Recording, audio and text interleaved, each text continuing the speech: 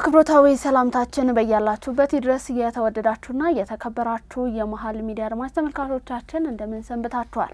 በየሳምንቱ ከመሃል ሚዲያ መሃል ስቱዲዮ እየተዘጋጀ ወደ እናንተ የሚደርሰው ሳምንታዊው ከወንጀል ማህደር ፕሮግራማችን እንሆ ጀመረ።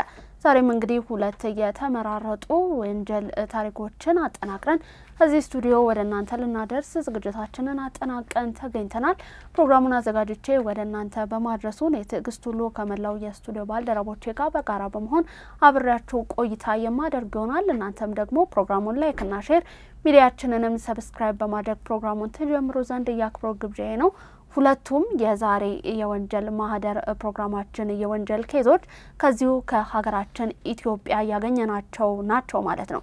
በሁለተኛነት ወደ እናንተ የምናሻግረው ደግሞ በዚህ ባሳለፍነው ሳምንት በጣም መነጋገሪያ ርዕሰ ጉዳይ ነበረ። እንግዲህ ምንድነው የሚለውን እስከ ፕሮግራማችን ፍጻሜ ከቆያችሁ አብራችሁን ከሆናችሁ ማለት ነው የምትመለከቱት ይሆናል። በድጋሚ ቆይታችሁ ከመሃል ሚዲያ ከወንጀል ማህደር ፕሮግራም ጋር እንዲሆን የአክብሮት ግብዣዬ ነው። ከመሸጋገሪያ በኋላ መለሳለሁ። አብራችሁን ቆዩ።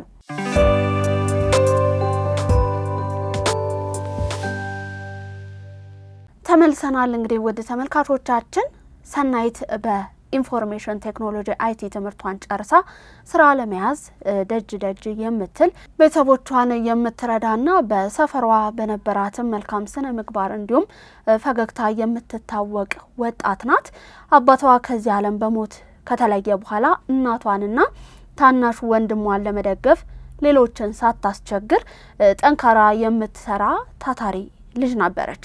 በሰፈሯ ውስጥ ታዲያ ሁሉም ይወዷታል። በተለይም ከቤተሰቧ ጋር በቅርበት የሚተዋወቁ እናቷ ደግሞ እንደ ልጃቸው አምነው ወደ ቤታቸው የሚያስገቡት በጣም እጅጉን የሚቀርቡት ተስፋዬ የተባለ አንድ የጎረቤታቸው ልጅ ነበረ። ተስፋዬ እንግዲህ ለሰናይት ቤተሰብ እንደ ታላቁ ወንድም ነበረ የሚቆጠረው። ማንኛውንም የቤት ስራዎች እንዲሁም ደግሞ ጥገናዎችን ያግዛቸው ነበረ።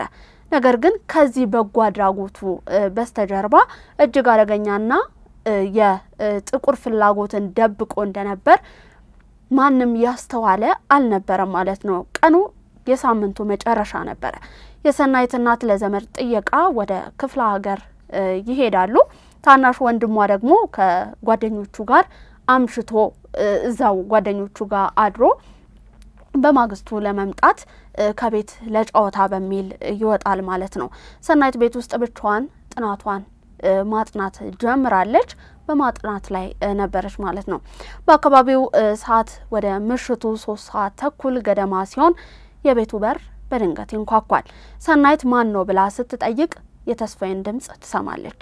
ሰናይት እናትሽ ደውላ እርዳታ እንድሰጥሽ ነግራኝ ነው እና በሩን ክፈቺልኝ ይላታል። ሰናይትም ምንም ሳትጠራጠር እንግዲህ በሩን ትከፍትለታለች። ነገር ግን ተስፋዬ ወደ ውስጥ እንደገባ የቤቱን በር ከውስጥ በኩል በፍጥነት ይቆልፋል። በዚያች ቅጽበት ታዲያ በሰናይት አይን ውስጥ ያየውን አክብሮት እንዲሁም እምነት በአንድ ደቂቃ ወደ ፍርሃት ይቀየራል።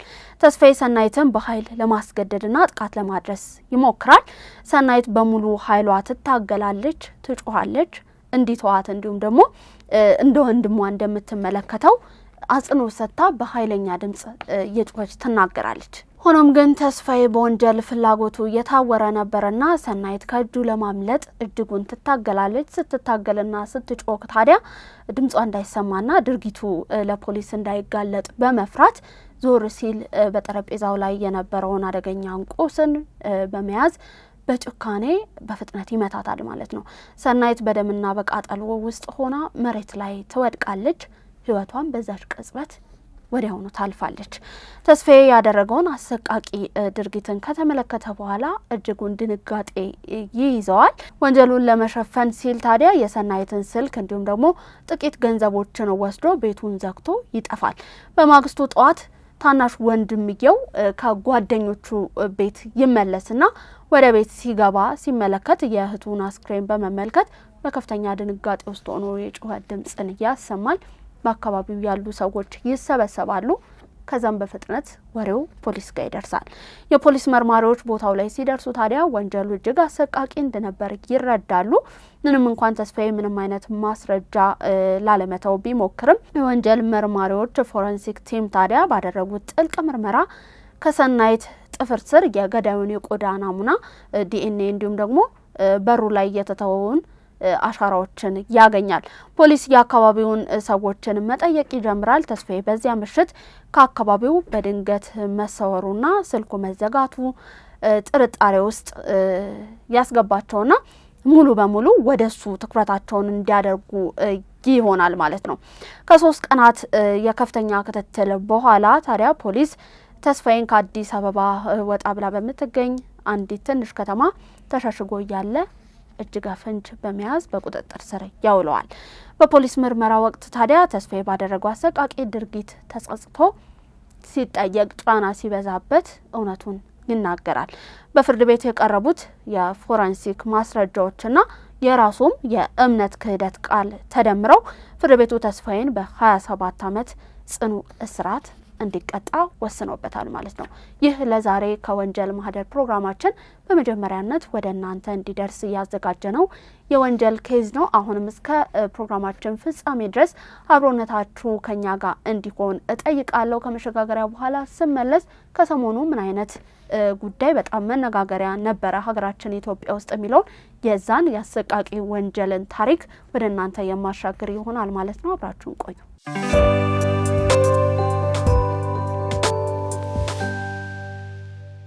በአንድ በኩል ሀገሯን በዓለም አቀፍ መድረክ ላይ በባህል እንዲሁም ደግሞ በተለያዩ የውበት የስልጣኔ በሮችን በከፈተ መልኩ ሀገሯን ለማስተዋወቅ ደጅ ሲጠኑ የነበሩ ደስ የሚሉ አጋጣሚዎች፣ በሌላ በኩል ታዲያ የመላውን ቤተሰቧን ልብን እየሰበረ አሰቃቂ አደጋ የ2026 የሚስ ወርልድ ኢትዮጵያ አሸናፊ የሆነችው የሞዴል ሩት ይርጋለም ቤተሰብ ያልጠረጠሩትና እጅጉን ያልጠበቁት ታላቅ ሐዘን በዚህ አሁን ባለንበት ጊዜ ወድቆባቸዋል። ጉዳዩ የተከሰተው በመሃል አዲስ አበባ ቤተል አካባቢ ሲሆን የወጣቷ የሩት ታላቅ እህት የሆነችው ወጣት ቅዱሳን ይርጋለም ከተረጋጋ መኖሪያ ቤቷ በተንኮል ተጠርታ በመውጣቷ ነበረ።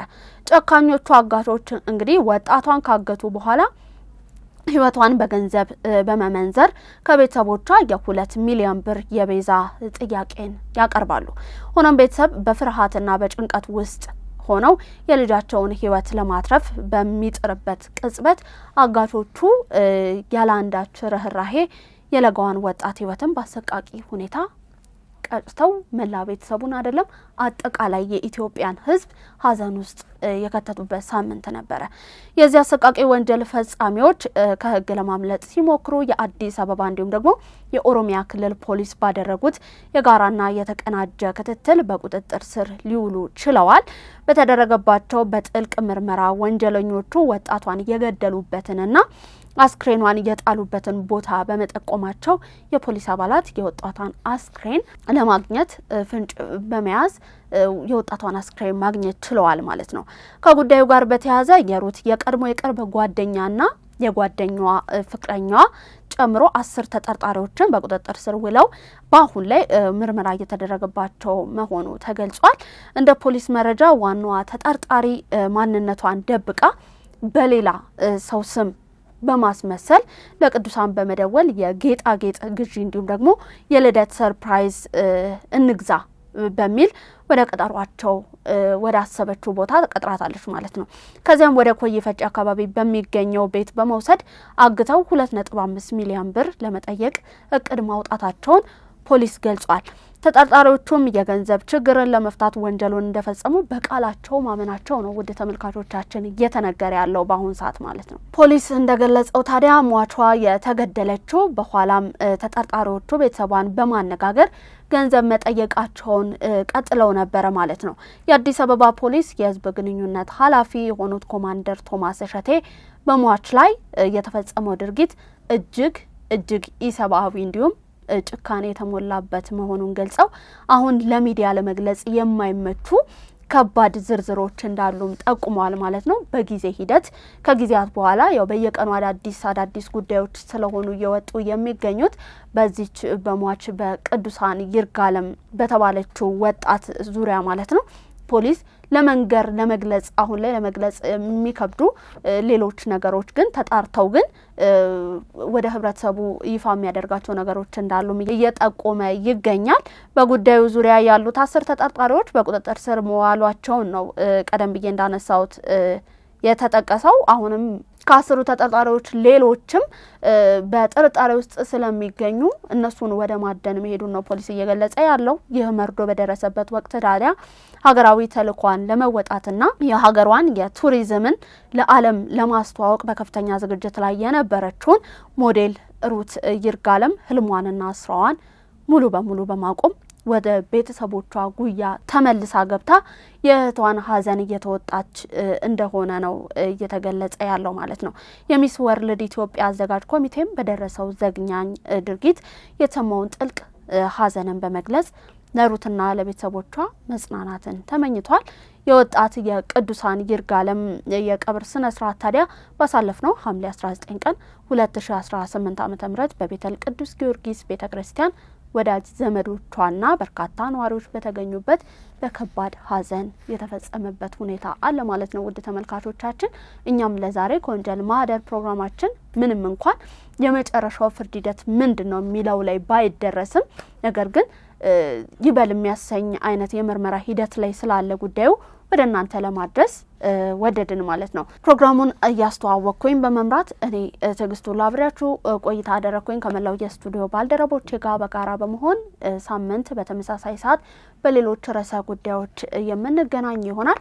ፕሮግራሙን ላይክ እና ሼር ሚዲያችንን ሰብስክራይብ በማድረግ ቤተሰብነታችሁን አጋርነታችሁን ታጠነክሩ ዘንድ ያክብሮ ግብዣዬ ነው። ቸር ቆዩልኝ።